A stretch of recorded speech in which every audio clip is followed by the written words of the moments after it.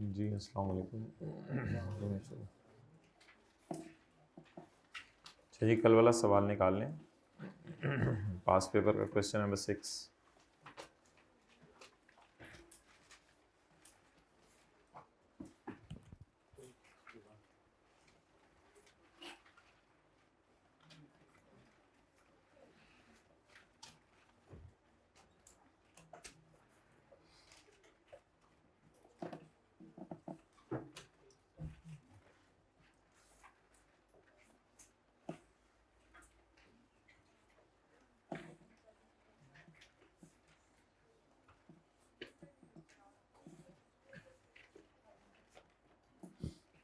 अच्छा जी, हमने डिस्कशन कर ली थी यहाँ तक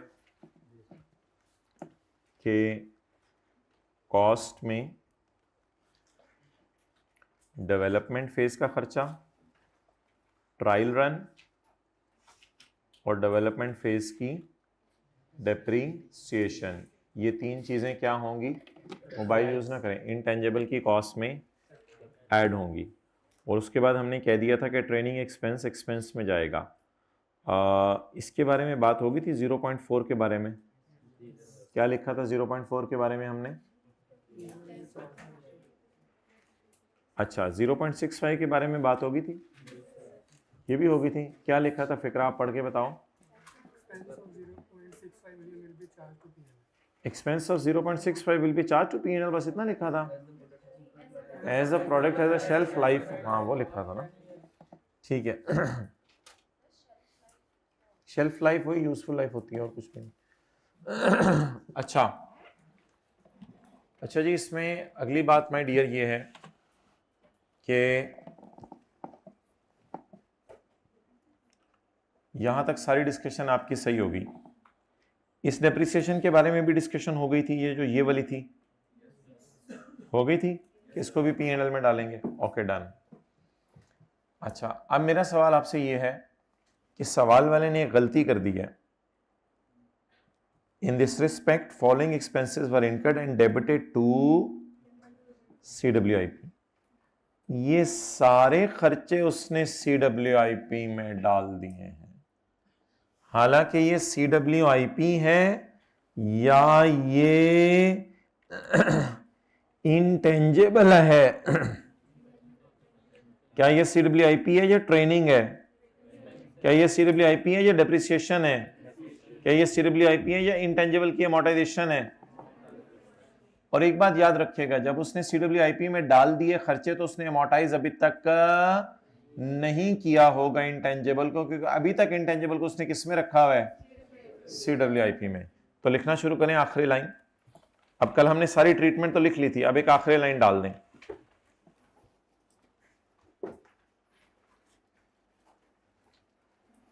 instead of debiting CWIP in 2015,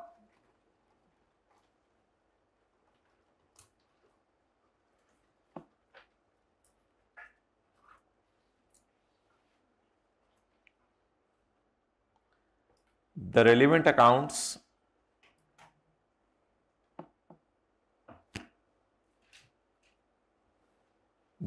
accounts should have been debited। उसकी जगह रेलिवेंट अकाउंट्स डेबिट होने चाहिए।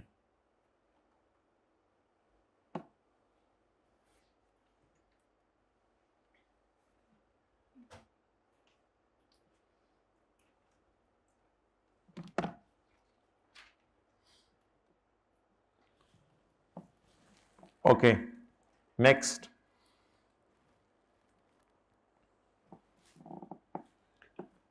पिछले साल मुझे बताएं क्या होना चाहिए और पिछले साल क्या हो गया? पिछले साल रिसर्च को कहां जाना चाहिए था? एक्सपेंस में। इसको क्या होना चाहिए था? कैपी और डेप्रीशिएट। तो पिछले साल तो सिर्फ इस 12 का मसला है और तो कोई मसला है नहीं, लेकिन पिछले साल की डिस्कशन तो उसने मांगी नहीं, तो हम पिछले साल की डिस्कशन क्यों करें?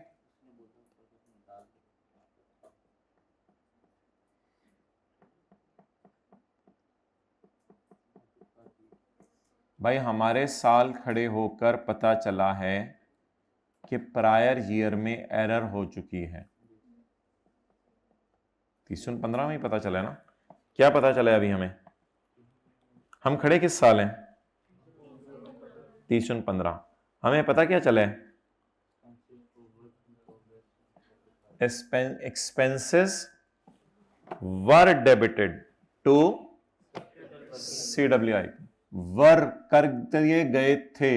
पता कब चला है? अगर 14 में पता चल जाता तो 14 में सही हो जाते। इसका मतलब है 15 का सवाल सॉल्व करते हुए पता चला। आप बताएं कौन सा स्टैंडर्ड लगेगा? असल में 15 ही की डिस्कशन करनी थी, लेकिन अगर 15 में खड़े होके 14 की एरर पता चल गई तो फिर 14 की डिस्कशन भी करनी पड़ेगी, जिसको कहते हैं प्रायर ईयर। और प्रायर ईयर एरर को P&L में सही किया जाता है या रिटेन्ड अर्निंग में सही किया जाता है? क्योंकि प्रायर ईयर एरर का प्रायर ईयर का P&L हमारे हाथ में नहीं होता, तो इसको कहां सही किया जाता है? रिटेन्ड अर्निंग्स के अंदर सही किया जाता है। तो लिखें उर्दू में अपनी किताब के ऊपर, क्वेश्चन तो 15 का है, लेकिन 14 की डिस्कशन इसलिए करके आएंगे। ऐसे सवाल कभी कभी आते हैं once in a blue moon ICAP की हिस्ट्री में, इसलिए खूबसूरत करके लिखें। मैंने क्या लिखवाया? सवाल तो 15 का पूछ रहे, इस तरह लिख लें, सवाल तो 15 का पूछ रहे, लेकिन 14 की डिस्कशन इसलिए करके आएंगे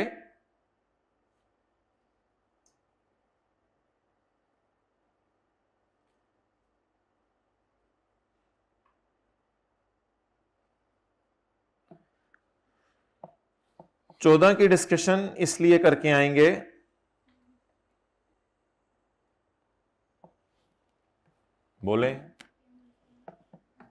कि 15 में खड़े होके 14 की एरर पता चली है। 14 की डिस्कशन इसलिए करके आएंगे कि 15 में खड़े होकर 14 की एरर पता चली है। जी हाइब्रिड में नोट्स हैं, हाथ खड़ा कर दें जरा, आप लोगों के पास हाथ खड़ा कर दें। फीमेल वाली क्लास में भी हाथ खड़ा कर दें। नोट्स हैं आपके पास IS 38 के? जी हाँ, बुक है, बुक ले ली हुई है, ठीक है। अच्छा my dear,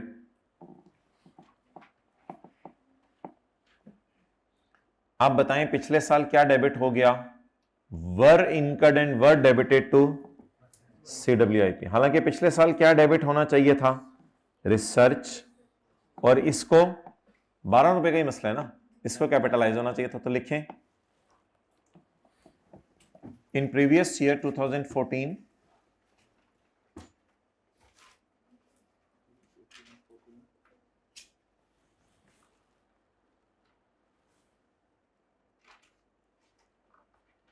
research expense should have been debited, ये डेबिट होना चाहिए था।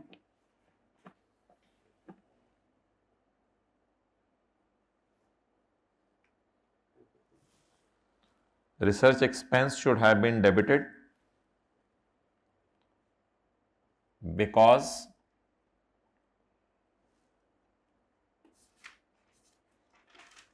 IS 38 prohibit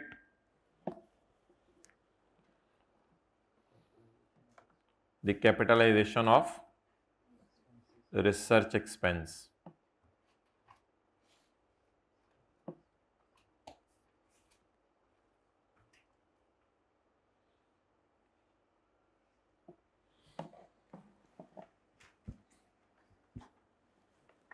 Further, lab equipment should have been recorded as a property, plant and equipment. तो देख लेना दूसरी एंट्री अब मैं करवा रहा हूं, नजर आ रही है दूसरी entry? Further, lab equipment should have been recorded as a property, plant and equipment at a cost of rupees 4 million.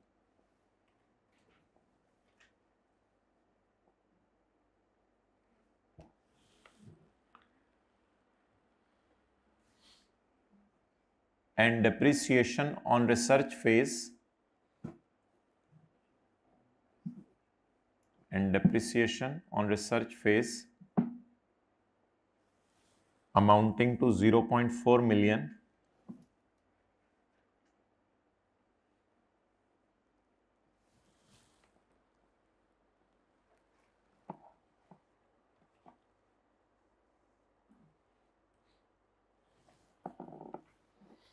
ये कब से कब तक की डिप्रिसिएशन है? जरा देखें, लैब इक्विपमेंट कब खरीदा है? 1 जनवरी 14 से 30 जून 15। यार जाने दो यार, हमारा साल तो 30 जून 14 ही है ना। And depreciation on research phase from 1 January 14। चलिए मैं लिख लेता हूं, आप लोग लिखे ना। And depreciation on research phase amounting to ₹0.4 million from 1 January 14 to 30 June 14।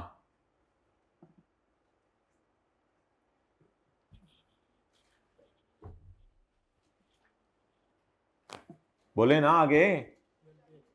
हाँ, will be charge to P&L या will be charge to expenses. Late क्यों आती है? Late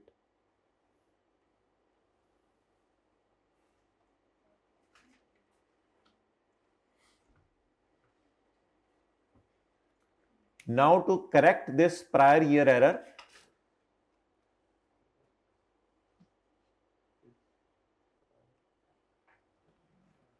now to correct this prior year error,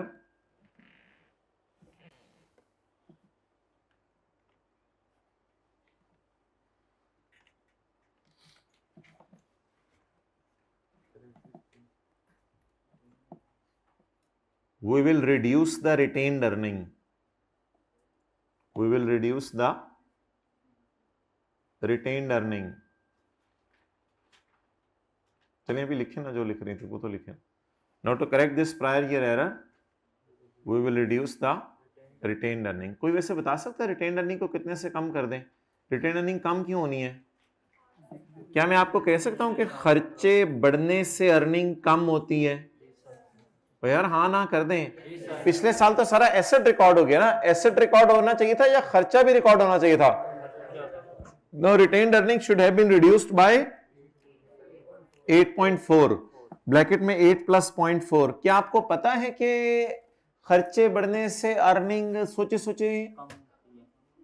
सोचे ना, खर्चे बढ़ने से अर्निंग, तो मैं खर्चे बढ़ा दूं हमारे साल के P&L में या पिछले साल की आरी कम करूं? वो फाइनल अकाउंट के किसी सवाल में देखेंगे। ओपनिंग जो आरी होती है, ओपनिंग रिटेन्ड अर्निंग, उसको छेड़ते हैं जब स्टेटमेंट चेन इक्विटी बनाएंगे। कभी फाइनल अकाउंट के सवाल में इसको देखेंगे। लेकिन मुझे फिलहाल ये बता दें, क्या मैं पिछले साल के खर्चे बढ़ाऊं या पिछले साल की आरी कम करूं? आरी कम करूं, वो जो ओपनिंग आरी हमारे साल की होगी। तो इसलिए 15 में खड़े होकर 15 की डिस्कशन कर ली, उसमें आरी को नहीं छेड़ना था, इसलिए उसमें खर्चे खुर्चे छेड़े जा सकते हैं। लेकिन 15 में खड़े होकर जब 14 की डिस्कशन की तो आरी को छेड़ना था।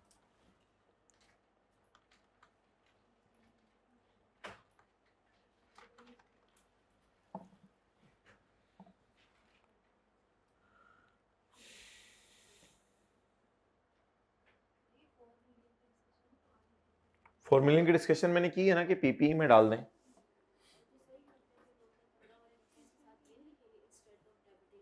Instead of debiting this account this, इसमें रहने देती, तफसील में जाने की जरूरत नहीं है। जाना तो जा भी सकते हैं, कोई मसला नहीं है। मैं आपको आईकेप का जरा सोल्यूशन दिखाता हूँ।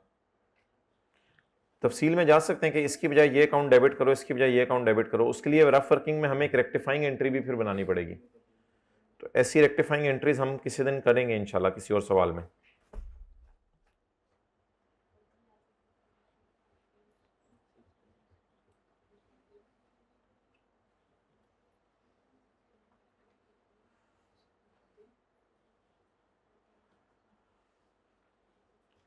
Since the new product met all the criteria for development of product, an intangible should be recorded at 13 million. जो कल हमने बातें लिखी थी, intangible should be recorded at 13 million, which comprise of following। ये सारा हमने डब्बे के फॉर्म में बनाया था। Amortization of intangible, उसने हेडिंग्स दे दी हैं, हेडिंग्स को देना जरूरी तो नहीं। Amortization of intangible, since the product has a shelf life of, the amortization expense amounting to 0.6 65 million should be charged to P&L for the period from 1 January to 30 जून 15। क्या उसने इन सब की डिस्कशन कर ली कैपिटलाइज करने की? क्या उसने अमोर्टाइजेशन की डिस्कशन कर ली? अब रहेगी ट्रेनिंग की और डेप्रीसिएशन की। वो उसने अभी हो सकता है आगे जाके कर दे। आगे lab equipment cost should be capitalised as a tangible. ये हमने 30 जून 15 में डिस्कशन किया या 14 की डिस्कशन करते हुए लिखा है? 14 की discussion. Lab equipment should be capitalised as a PP. हमने टेंजिबल की जगह क्या लिखा है? As it is having a useful life of more than and is to be depreciated useful life of 5 years। अब IS 38 does not allow capitalization of costs pertaining to research work. These costs should be charged to P&L in the period in which they are. However, research cost of 8 million and depreciation of 0.4.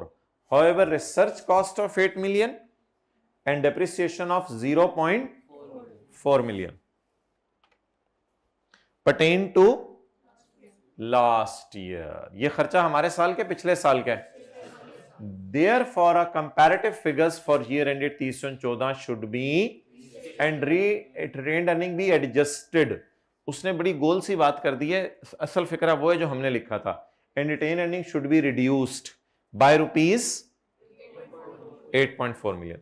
लेकिन एक बात और डाल लें जो उसने भी डाली हुई है, and comparative figures for previous year should be restated। ये बात डाल लें, फुल स्टॉप के आगे लिख लें the comparative figures of previous year will be restated.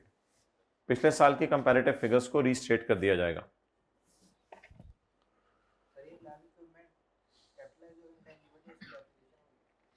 Lab equipment as a PP capitalise होगा और फिर डेप्रिशिएट होगा। नहीं, टेंजिबल लिखा हुआ है, टेंजिबल लिखा हुआ। अच्छा, इसकी डिस्कशन कर ली उसने 8 और 0.4 की। अब किसकी डिस्कशन रहेगी? 0.9 की और 0.4 की। हमने तरतीब से डिस्कशन की थी, उसने थोड़ा आगे पीछे करके किया है। हमने पहले इसकी डिस्कशन कर ली थी और आज हमने इसकी डिस्कशन कर ली है, उसने वो मिक्स करके की है। अब आखिरी डिस्कशन इसकी, cost of training is also not allowed for capitalisation. तो ट्रेनिंग को भी एक्सपेंस में डाल दें। और depreciation of 0.4 on lab equipment for the period from 1 January to 30 June, from 1 January to 30 June should also be charge to P&L। ये P&L में डाल दो। So that was how. वो तो वैसे ही उसने बताया कि लैब इक्विपमेंट को डेप्रिशिएट करना है क्योंकि इसकी लाइफ मोर देन 1 ईयर है। अगर लैब इक्विपमेंट की लाइफ ही 7-8 महीने होती तो फिर तो उसको ऐसे बना के डेप्रिशिएट ना करते, फिर वैसे ही एक्सपेंस में डाल देते। तो ये उसने लिख दिया। टेंजिबल्स की कैरेक्टरिस्टिक होती है ना कि टेंजिबल्स वो हैं जिनकी लाइफ 1 साल से ज्यादा है, तो वरना तो 2 महीने 3 महीने लाइफ है, फिर उनको ऐसे बना के डेप्रिशिएट क्या करना। क्लियर? चलें जी, अब आज की डिस्कशन हमारी बड़ी इंपॉर्टेंट है। और अच्छा, इसको आपने दोबारा घर में लिख के आना है, पास्ट पेपर क्वेश्चन 6 को। कल तो मैंने ये होमवर्क में नहीं दिया था, आज इसको दोबारा जरा घर में आप अच्छे तरीके से लिख के आइएगा। सारी डिस्कशन दोबारा सुन लें, मैं इंग्लिश वाली कर रहा हूँ, 2-3 मिनट अगर आप मुझे दे दें, सारी डिस्कशन दोबारा सुन लें। As the product meet the recording criteria for capitalization, therefore cost of development and cost of trial run and the depreciation phase and the depreciation of development phase from 1 July to 31 December should be capitalized, amounting to rupees 13 million. So intangible will be recorded at 13 million because initial measurement is done at cost. ये बात लिखने के बाद further intangible will be amortized over its finite useful life of 10 years, जितनी भी है 10 years 5 years, over its finite useful life of 10 years from 1 January 15 to 30 जून 15, जितना अरसा वो इस्तेमाल हुआ, from 1 January 15 to 30 June 15। Further, the training expense IS 38 specifically prohibits the recognition of training expense as a cost of asset, therefore it will be charged in expenses in the year in which it is incurred. Further, depreciation from 1 January 15 to 30 June 15 after development phase should also have been charged to P&L. ये लिखने के बाद आज वाली बातें हैं बस। The research expense should have been capitalized, so should have been charged to P&L because IAS 38 specifically prohibit the recording of research as a part of cost of asset. And further, the lab equipment should be recorded as a tangible item. आगे उसने लिखा हुआ because it has a useful life of more than 1 year, that is 5 years. A further depreciation of 0.4 million in research phase should have been charged to P&L. Because research P&L में जाती है तो इसकी depreciation भी P&L में जाएगी. बस एक छोटी सी बात डाल देनी थी. It is a prior year error. So instead of debiting the CWIP, the relevant accounts should have been debited. So retained earnings should be reduced by 8 and comparative figures should be. ये था सारा solution. समझ आ गया? जरा हाथ खड़ा कर दें. ठीक है. अच्छा जी, आज हमारी डिस्कशन बड़ी इंपॉर्टेंट है तो इसलिए जरा काफी ज्यादा आपकी टेंशन की जरूरत है. आज हमारी डिस्कशन इनटेंजिबल्स में एक स्पेसिफिक एरिया के ऊपर है, that is website costs. Website costs. ये जी पेप्सी की वेबसाइट है. इसमें अगर आप एक चीज ऑब्जर्व करें, पेप्सी की जो वेबसाइट है, इनके ब्रांड्स में फूड आ रहे हैं, बेवरेजेस आ रही हैं. बेवरेजेस हमने नहीं खोली, सिर्फ फूड आइटम्स खोले हैं. चीटो मीटो, कुरकुरे शुरकुरे, इन सब के नीचे इनकी कीमत नहीं लिखी हुई. इन सब के नीचे इनकी ये ना लिखी है कहीं कि मैंने तस्वीर आदि ली है तो नीचे कीमत लिखी होगी, नहीं. या आप वेबसाइट पे जाके देखें, अभी वहीं से मैं डाउनलोड करके लाया हूँ, तो इसके नीचे इसकी कीमत नहीं लिखी हुई. ये वेबसाइट भी इंटेंजिबल है. वेबसाइट टेंजिबल तो नहीं होता, वेबसाइट इंटेंजिबल है. वेबसाइट की कॉस्ट बनाने में बहुत खर्चा आता है, लाखों रुपए करोड़ों रुपए आ जाते हैं वेबसाइट कॉस्ट बनाने में.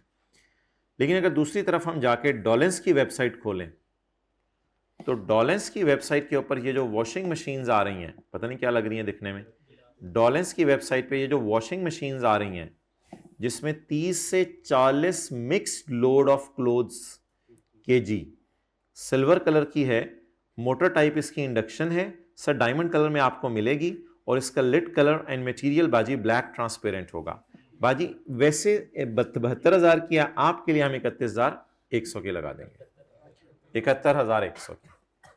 तो डॉलेंस की वेबसाइट पे आप जाएं तो वहां पे आपको क्या नजर आ रही होंगी? प्राइसेस. लेकिन अगर आप पेप्सी से फ्रेश पेप्सी लेना चाहें या फ्रेश कुरकुरे बने हुए लेना चाहें तो उनकी वेबसाइट पे जाके ऑर्डर करने की कोई फैसिलिटी अवेलेबल नहीं. तो आपको कौन सी, और ऑब्वियसली इनके इतना बड़ा काम है, इन्होंने अपनी वेबसाइट से इतनी चीजें बेचनी कि एक बोतल हो तो पेप्सी वालों को ऑर्डर करो, यार मुझे जरा बोतल फ्रेश वाली आज भिजवाएं. उनके बिजनेस की नेचर ऐसी है. लेकिन इनके बिजनेस की नेचर ऐसी है कि ये दुकानों पे रख के भी चीजें बिकवा रहे हैं और वेबसाइट से भी बिकवा रहे हैं क्योंकि प्राइसेस नीचे दी हुई हैं. लेकिन इधर आ जाएं तो ये दुकानों पे ही रख के बिकवा रहे हैं. ये अपने वेबसाइट से चीजों का बेचना इन्होंने बंद किया हुआ है क्योंकि इनकी नजर में ये इनका कारोबार नहीं है अपनी वेबसाइट बना के चीजें बेचना. इसलिए आपको कौन सी वेबसाइट लग रही है फॉर एडवर्टाइजमेंट पर्पस? पेप्सी वाली. और कौन सी वेबसाइट सेल जनरेट कर रही है? चलें जी, वेबसाइट कॉस्ट निकाल लें, फिर हमारी डिस्कशन आज शुरू होने लगी है.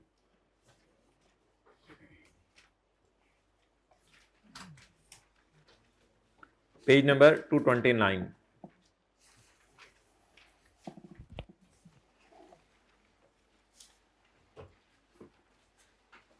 Intangible assets, website costs.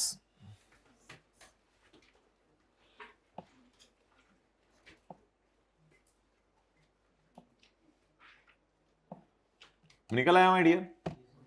अच्छा मुझे ये बताएं कि मैं आपके सामने एक तस्वीर बनाता हूं. हमारी डिस्कशन हो रही है internally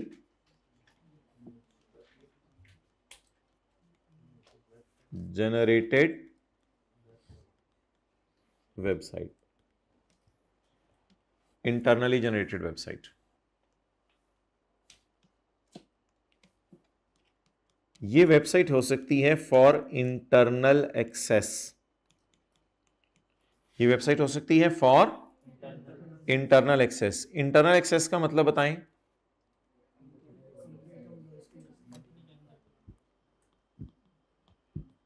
example given for employees, और एक वेबसाइट हो सकती है फॉर एक्सटर्नल एक्सेस, मेरे और आपके लिए। ये वेबसाइट पेप्सी जैसी भी हो सकती है, सोनली फॉर एडवर्टाइजमेंट, या फिर for sale of product slash services. ये जैसे हमने पेप्सी की वेबसाइट देखी और जैसे हमने अभी डॉलेंस की वेबसाइट देखी। अब सवाल यह है कि इसको आपने क्या करार दे देना है, इंटेंजिबल, और ये नॉट एन, ये बिल्कुल उसी तरह है ना कि सड़क पे इश्तेहार लगा दें या वेबसाइट बना के इश्तेहार लगा दें। इश्तेहार ही लगाया हुआ है ना, कुरकुरे ये वो इश्तेहार ही लगाया हुआ है, और क्या किया हुआ है। तो सड़क पे इश्तेहार लगा दें या वैसे इश्तेहार लगा दें, इश्तेहार तो इश्तेहार है, इश्तेहारी नहीं इश्तेहार। अच्छा ये भी इंटेंजिबल है, भाई करें इश्तेहार लगाना मना है। ये भी क्या है, अगर आपने कोई वेबसाइट बनाई है अपनी एम्प्लॉयज के लिए, तो वो वेबसाइट भी, उसमें ऑर्गेनाइजेशन का पास डेटा सेव होगा, आपको और कोई चीजें चाहिए होंगी, पिछले मैनेजर्स का तजर्बा होगा, कोई अटेंडेंस होगा। अगर आपने कोई वेबसाइट ऐसी प्रॉपर बना ली है जो कि एम्प्लॉयज के इस्तेमाल के लिए है, तो फिर अल्हम्दुलिल्लाह that website can be capitalised, उसको कैपिटलाइज किया जाएगा, and that will be N intangible. चलें जी, नोट कर लो।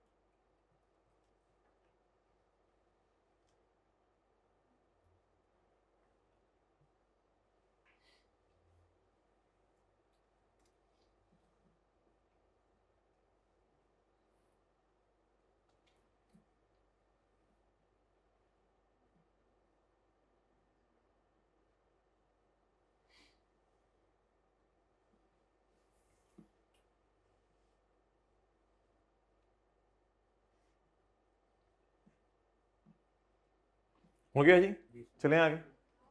चलो चलिए दुनिया दी उस खड़े।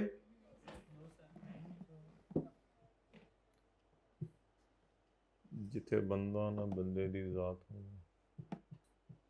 क्या करेंगे उधर जाके, यकसुई से मोबाइल इस्तेमाल करेंगे।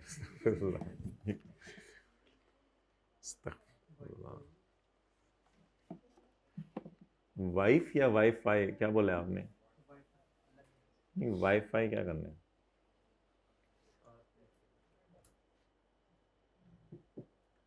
इंसानों में रहना सीखें, डिवाइसेस में रहना ना सीखें, जिनके इमोशंस हों, जिनके फीलिंग्स हों। चलें जी,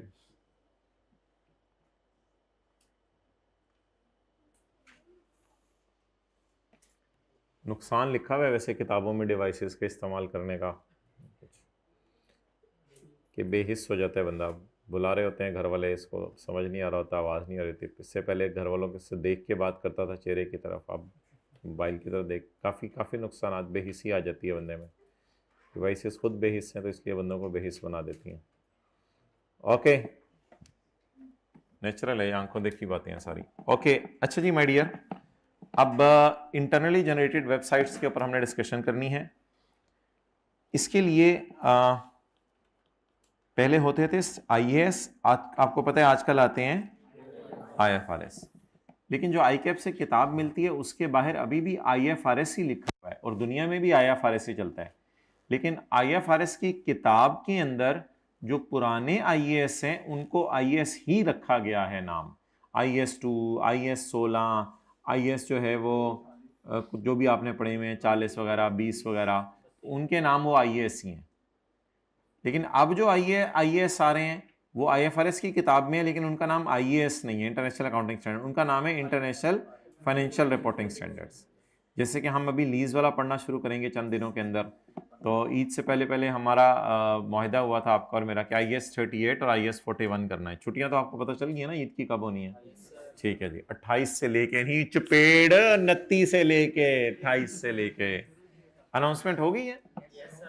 कॉलेज कॉलेज कॉलेज मैनेजमेंट से की तरफ से अनाउंसमेंट नहीं हुई? अच्छा अच्छा, अब मुझे ये बता दें कि सर छुट्टियों की अनाउंसमेंट नहीं हुई अभी तक बच्चों के 29 से जो है यहाँ।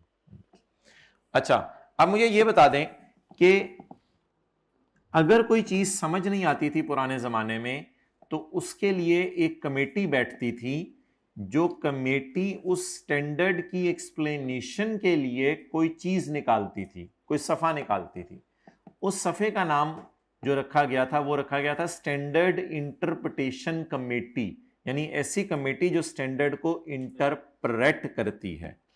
लेकिन उसका नाम भी अब बदल दिया गया है, उसका नाम रख दिया गया है international financial reporting interpretation committee. तो अभी हम जो आज पढ़ रहे हैं फिलहाल वो पढ़ रहे हैं IAS 38, और उसकी वजाहत के लिए इंटरप्रिटेशन आई थी SIC 32। तो मेरा नहीं ख्याल ये बात कोई इतनी इंपॉर्टेंट है आपके लिए, बस आज हम पढ़ रहे हैं SIC 32। IAS 38 की इंटरप्रिटेशन के लिए एक सफा आया था जिसका नाम था SIC 32, standard interpretation committee, standard को समझने वाली committee.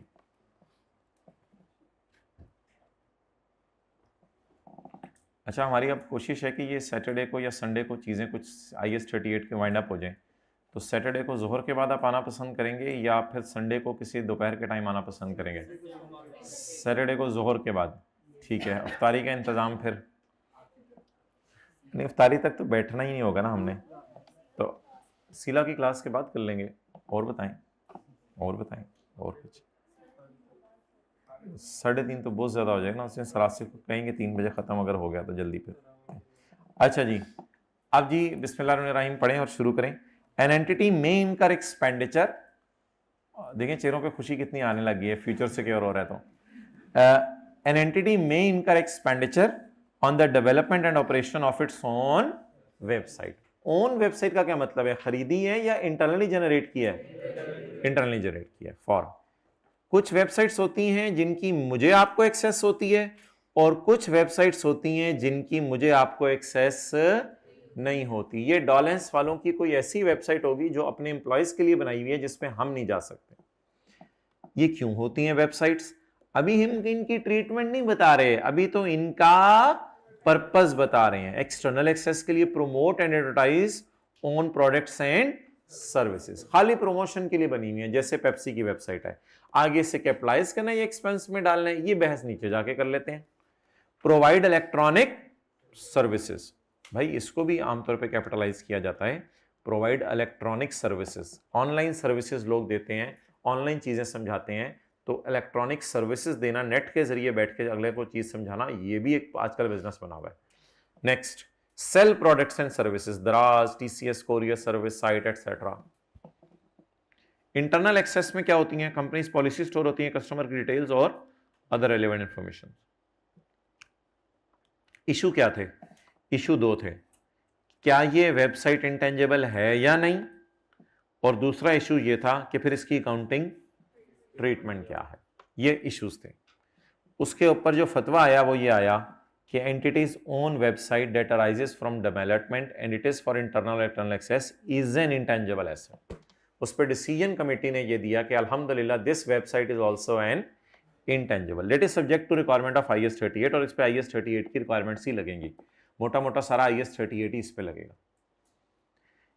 But if a website,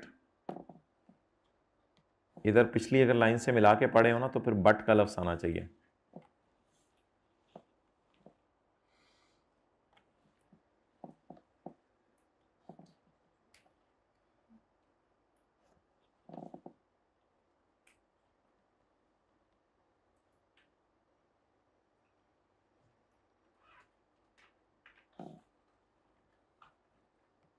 यहां पे लगा लें या अगले फिक्रे के शुरू में लगा लें। But if a website is developed solely, कौन, सोलली और primarily for promoting and advertising its, then an entity will not be able to demonstrate ये इससे फ्यूचर इकोनॉमिक बेनिफिट कैसे कमाएगी।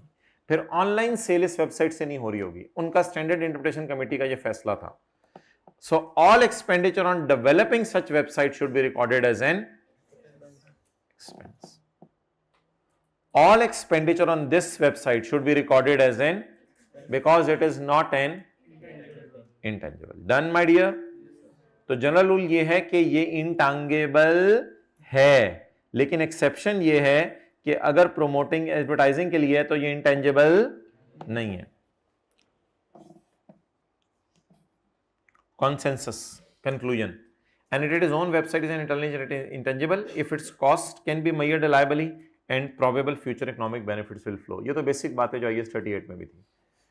अच्छा जी, useful life, the best estimate of websites useful life should be short. तो website की life क्या होनी चाहिए, कहता है मेरी नजर में शॉर्ट होनी चाहिए, कुछ ज्यादा लंबी नहीं होनी चाहिए, क्योंकि टेक्नोलॉजी इतनी तेजी से चेंज हो रही है कि ICAP की वेबसाइट भी शायद आप कुछ अर्सा पहले देखें, तकरीबन 2 साल पहले बिल्कुल चेंज थी, अब उन्होंने ऑल टुगेदर चेंज कर दी है, और 2 साल बाद शायद वो बिल्कुल ऑल टुगेदर चेंज कर दें। वक्त गुजरने के साथ साथ बिल्कुल ऑल टुगेदर लोग चीज़ें चेंज कर देते हैं। इसलिए कहते हैं मेरा मशवरा ये है कि वेबसाइट की शॉर्ट लाइफ को इनडेफिनेट या 10 साल 20 साल 30 साल ना रखना, शॉर्ट से शॉर्ट रखना, मशवरा है उसका। SSC डज नॉट अप्लाई, इसको छोड़ें। अच्छा जी, अब वेबसाइट डेवलपमेंट के अंदर जो प्लानिंग फेज है उसका नाम उधर था रिसर्च। रिसर्च की जगह यहां लफ्ज यूज होगा प्लानिंग फेज, और डेवलपमेंट की जगह अल्हम्दुलिल्लाह यहां लफ्ज डेवलपमेंट ही यूज होगा। जिस तरह उधर हमने रिसर्च और डेवलपमेंट की एग्जांपल्स पढ़ी थी, तो आज हम एंटायरली ऑल टुगेदर नई चीज पढ़ने लगे हैं, रिसर्च और डेवलपमेंट की एग्जांपल्स, लेकिन किसके एंगल से? इनटेंजिबल्स जो नॉर्मल है उसके एंगल से नहीं, एक खास इंटेंजिबल जिसका नाम वेबसाइट है। तो ये ब्रॉड कैटेगराइजेशन मैंने अपने समझने के लिए, आपके समझने के लिए लिखी है, पेपर में ये लफ्ज यूज नहीं करना। पेपर पॉइंट ऑफ व्यू से इसका नाम है प्लानिंग स्टेज। ये सिर्फ आपके लिए लिखी है, इसको आप काटना चाहें काट सकते हैं, लेकिन कंपेयर बिल्कुल इस तरह जैसे काट दें तो आपको बात समझ आ जाएगी। रिसर्च की जगह प्लानिंग, ये सिर्फ आपके समझने के लिए। चलें जी, प्लानिंग। प्लानिंग फेज में क्या एक्टिविटीज इंवॉल्व होती हैं देख लेते हैं। फिजिबिलिटी स्टडी, कि फिजिबल भी है ये वेबसाइट बनाना या नहीं, वेबसाइट नहीं बनाने की जरूरत तो कोई मसला नहीं, मोहल्ले वालों को वैसे ही चीजें बेचें। डिफाइनिंग हार्डवेयर एंड सॉफ्टवेयर, कितना हार्डवेयर चाहिए होगा इसके लिए, सॉफ्टवेयर कौन कौन से चाहिए होंगे इसके लिए, डिफाइन हो रहा है अभी सिर्फ। Evaluating alternative products and suppliers, किससे हार्डवेयर मिलेगा किससे सॉफ्टवेयर मिलेगा। जाहिर बात है वेबसाइट बनानी है तो हार्डवेयर भी लेना पड़ेगा, सॉफ्टवेयर भी इंस्टॉल करने पड़ेंगे, फिर साइंसदानों को बिठा के वेबसाइट बनवाना शुरू करेंगे। तो evaluating alternative products and suppliers and selecting preferences. तो ये अल्फाज आपको याद रखने पड़ेंगे, यानी 2-4 दफा आप इसको पढ़ लीजिएगा। इससे पहले मैंने आपको याद करने को कहा था रिसर्च और डेवलपमेंट की एग्जांपल्स, उसके बाद आज ये चीजें कह रहा हूं, तो ये सफा भी याद रखना / करना, जो भी लिख लें ऊपर। तो मेरा नहीं ख्याल ऐसे सवाल आएगा कि प्लानिंग फेज में क्या क्या इन्वॉल्व होता है, लेकिन खुदा ना खास्ता आ जाए तो 2-3 चीजें तो लिख के आ सके ना 4 में से, लेकिन बार बार इसको पढ़ते रहिएगा ताकि आपको पता चल जाए कौन सी प्लानिंग फेज चल रही है और कौन सी डेवलपमेंट फेज चल रही है। चलें 1-2 दफा हम भी पढ़ लेते हैं, याद हो जाए। फिजिबिलिटी स्टडीज, अभी इनकी ट्रीटमेंट ना पढ़ें। Feasibility studies, defining hardware and software, evaluating alternative products and supplier, जिनसे ये चीजें लेनी है, और सेलेक्टिंग, फिर उन प्रेफरेंसेस में से किसी एक को सिलेक्ट कर लो। अच्छा जी, ऑब्टेनिंग अ डोमेन नेम। अब हम डेवलपमेंट वाली साइड पे चले गए हैं। डेवलपमेंट वाली साइड में पहला स्टेप है एप्लीकेशन एंड इंफ्रास्ट्रक्चर डेवलपमेंट, यानी बेस पहले खड़ी हो। तो ऑब्टेनिंग अ डोमेन नेम, अपना डोमेन नेम लें कि www.pinku.com, जो भी आपने लेना है वो देखें वो डोमेन नेम अवेलेबल है। अगर डोमेन नेम ऑलरेडी पहले किसी ने यूज किया हो तो ठीक है, वरना आप ले लें। तो डोमेन नेम लेने का खर्चा डेवलपमेंट की एक्टिविटी में फॉल करेगा, ये रिसर्च नहीं है। डोमेन नेम लेने के बाद आप ऑपरेटिंग सॉफ्टवेयर डेवलप करना शुरू करें, इसके ऊपर हम बात करेंगे, इस पर हल्का सा क्वेश्चन मार्क भी लगा दें। आप कोड डेवलप करें, कोड डेवलप, आपको पता है वो कोडिंग होती है, कौन कौन सी लैंग्वेजेस होती हैं आपको पता है शायद, बाइनरी, C++, जावा, पता नहीं क्या क्या होती हैं। डेवलप, कोड डेवलप करना शुरू करें। बैक एंड पे कोडिंग हुई होती है 0101 टाइप, वो कोडिंग डेवलप करना शुरू करें। अल्लाह का शुक्र है आपकी वेबसाइट बनना शुरू हो गई है। और उसके बाद install developed application on the web server. Web server के ऊपर आप जो है वो डेवलप्ड एप्लीकेशंस जो है वो इंस्टॉल करना शुरू करें। वेब सर्वर आप कभी कभी खुद खरीद लिया करेंगे, कभी कभी वेब सर्वर जो है वो आप अगर गरीब होंगे तो कोई और वेब सर्वर दे देगा, आप उसका किराया दे दिया करेंगे। वेब सर्वर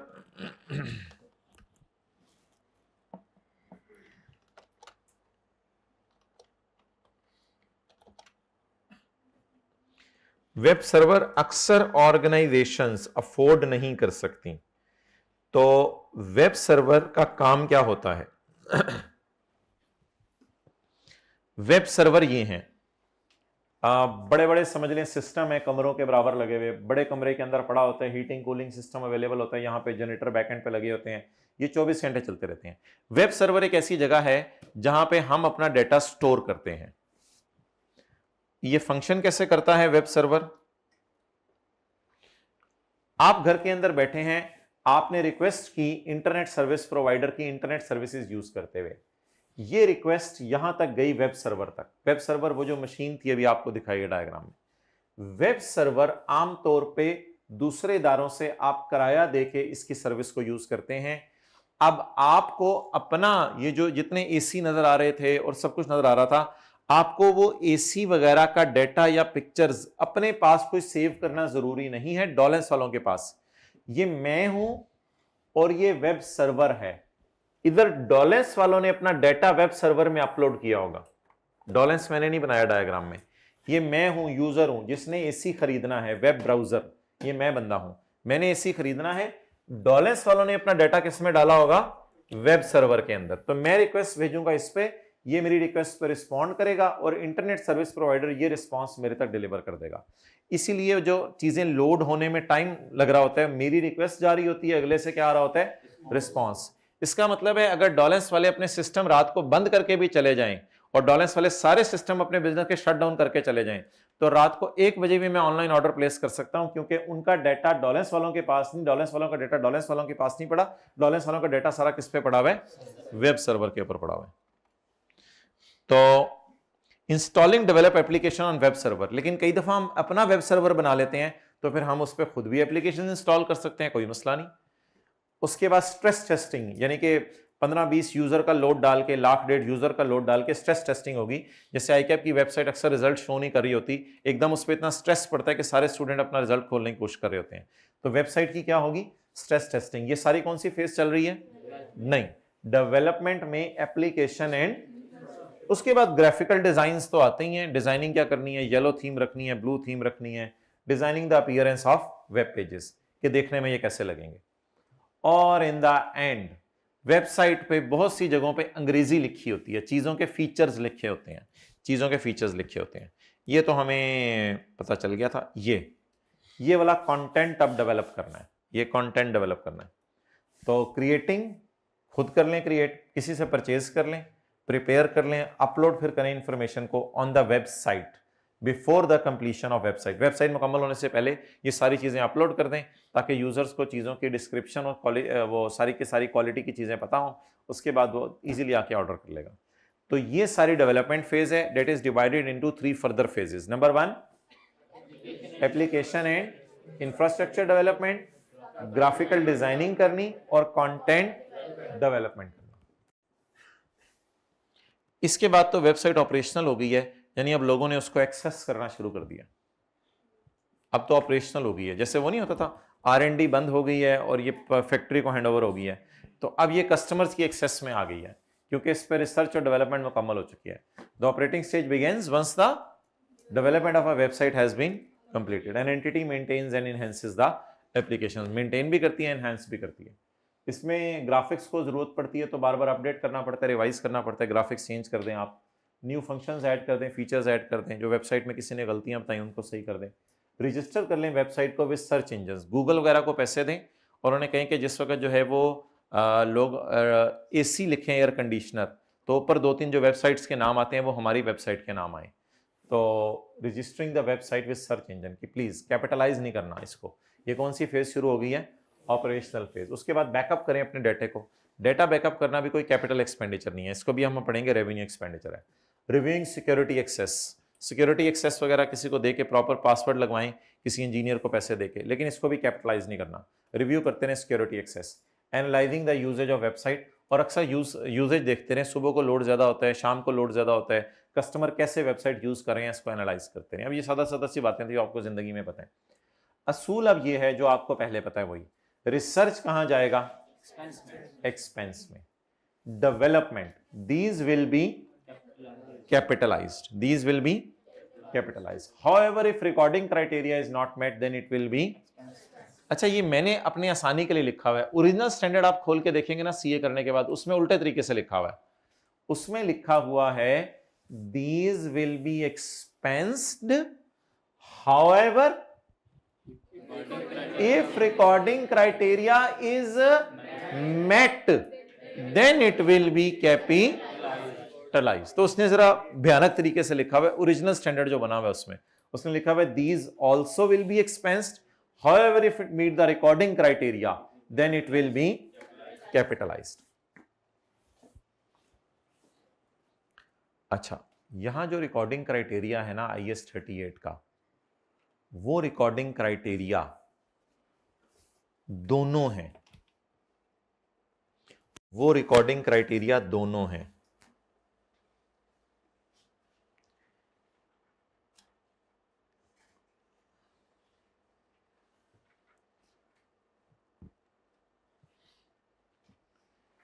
एक जो हमने पेज 216 पे पैरा 21 पढ़ा था, ये भी मैं लिखवा देता हूं, वहां पे पेज 216 पे पैरा 21 पढ़ा था, cost can be measured reliably and future economic benefits are probable. ये भी रिकॉर्डिंग क्राइटेरिया, वो जो डेवलपमेंट की 6 कंडीशंस हमने पढ़ी थी ना, कि टेक्निकली फिजिबल भी है, ये वेबसाइट मुकम्मल हो सकेगी या नहीं, हमारी नीयत भी है इसको मुकम्मल करने की या नहीं, बाद में इससे फायदा भी उठा सकेंगे या नहीं, that is para number 57 on page number 221।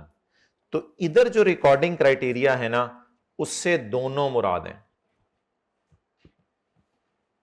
बताएं माय डियर, इधर रिकॉर्डिंग क्राइटेरिया से क्या क्या मुराद है? पैरा 21 और पैरा पेज नंबर 216, 221 पे असल में वो पैरे का नंबर आ रहा था ना।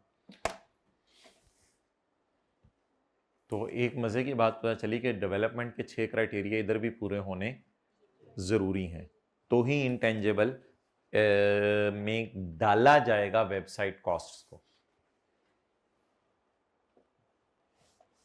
इसकी तस्वीर जरा खींचते भाई।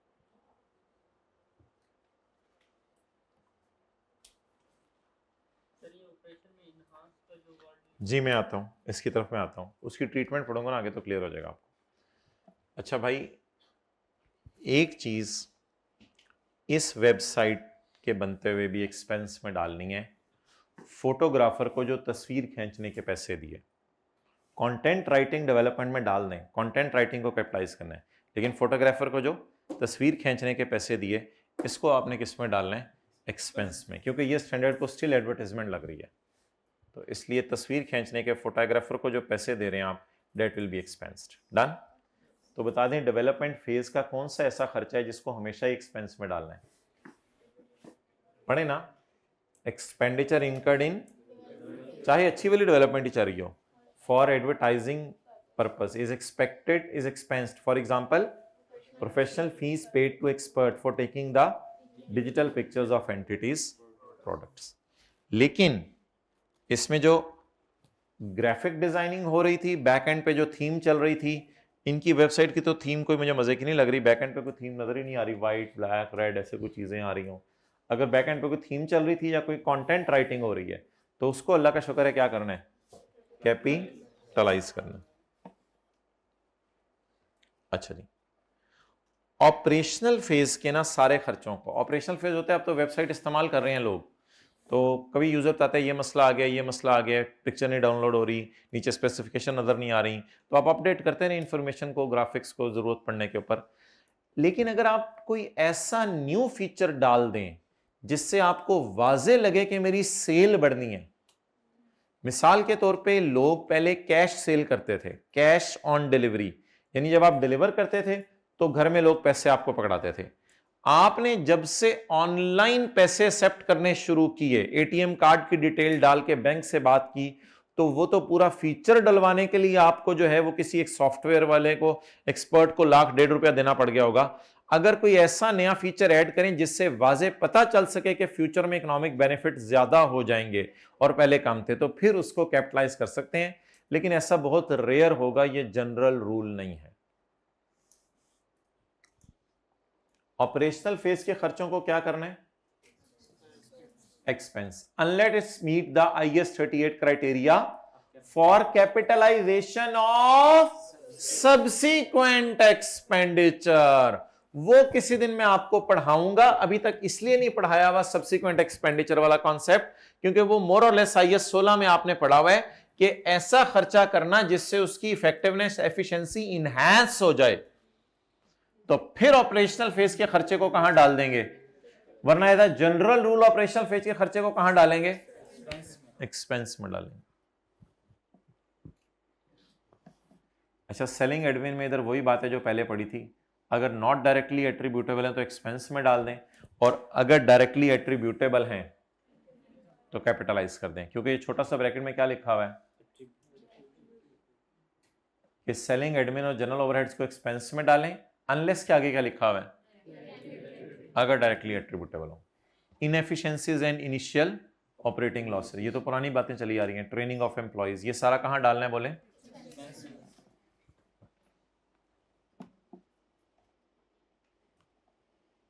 डन। अच्छा, अगर एक वेबसाइट बन ही एडवर्टाइजमेंट पर्पस के लिए रही है और उस वेबसाइट में यह सारा खर्चा हो तो सारा ही एक्सपेंस में जाएगा। ये स्टार देखें, star star star, these will be expensed when the purpose of creating the website is marketing। जैसे किसकी वेबसाइट थी, पेप्सी, तो पेप्सी वाले ये जो भी मैंने आपको पेप्सी की वेबसाइट बनाई है, इन्होंने क्या डेवलपमेंट फेज में ऑब्टेन किया होगा डोमेन नेम किया होगा ना, इन्होंने इसी तरह स्ट्रेस टेस्टिंग की होगी, डिजाइनिंग की होगी पेजेस की, कोई ना कोई कंटेंट क्रिएट किया होगा, लेकिन ये सारा क्यों खर्चे में जा रहे हैं, क्योंकि ये सारा का सारा किसके लिए है, सोनली प्रमोशनल पर्पस के लिए। ओवर। चलें जी, अब सवाल करना शुरू करते हैं, सवाल से चीजें इंशाल्लाह क्लियर होंगी।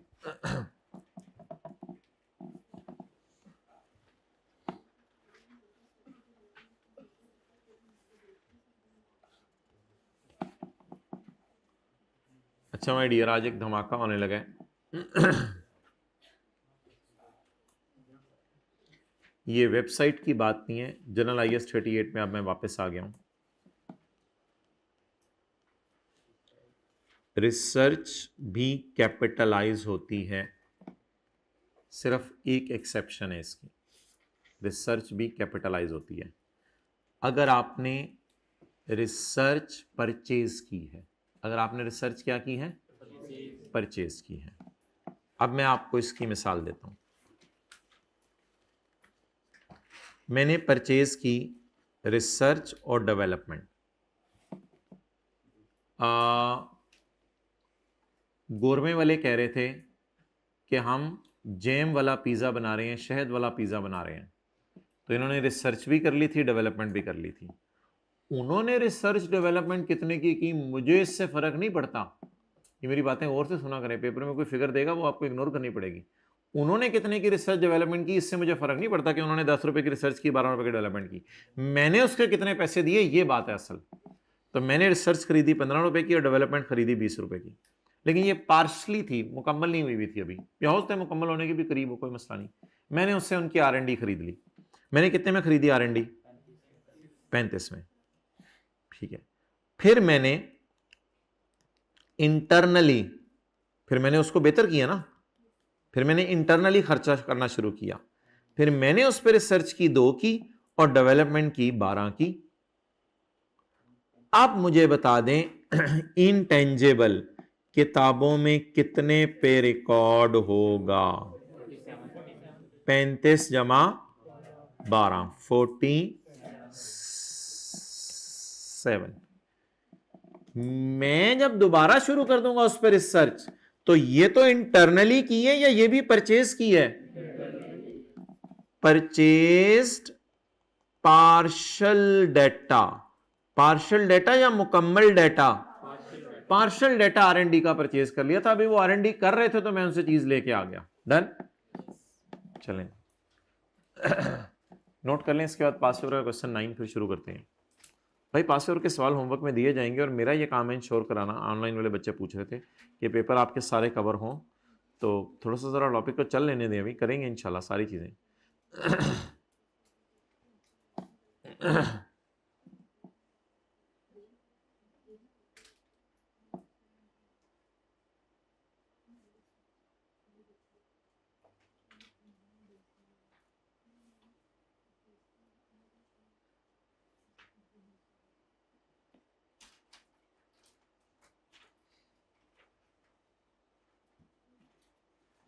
जी बोले बोले।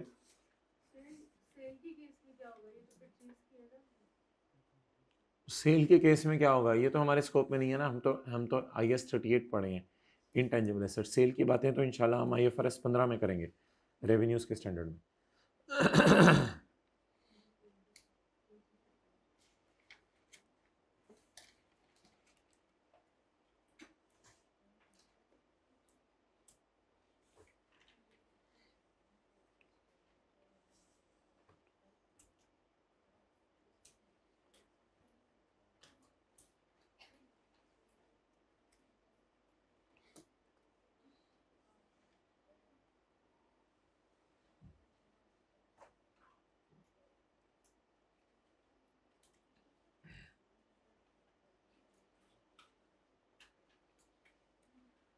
हो गया जी, चलें आगे।